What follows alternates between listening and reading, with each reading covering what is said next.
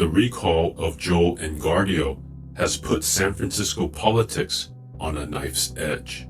But nowhere is the fallout felt more sharply than in District 4's Asian American community. This is not simply about traffic on the Great Highway or another fight over housing density.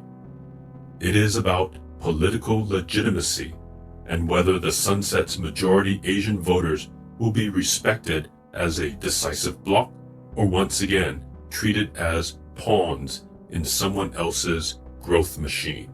Mayor Daniel Lurie now faces one of the most consequential choices of his tenure. His appointee must not only survive a June election, but also navigate the contradictions that doomed Engardio, opposing Prop K's Dunes Park while still supporting upzoning and the mayor's family zoning plan. It's a near impossible equation because the very Asian American families who recalled Engardio did so in part to push back against being sidelined by a city hall aligned with developers and market rate housing interests. Now enter the power brokers. GrowSF, the Astroturf network that once boosted Engardio before abandoning him, has already shoved an unsolicited list of 20 names onto the mayor's desk. One of them, Jason Chan, appears to be a frontrunner on that list.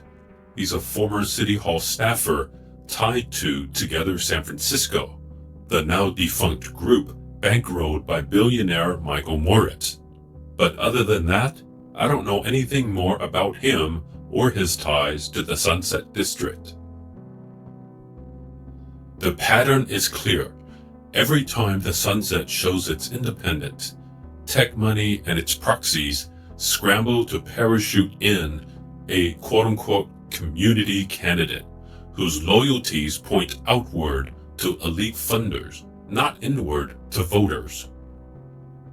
The political machinations should set off alarms.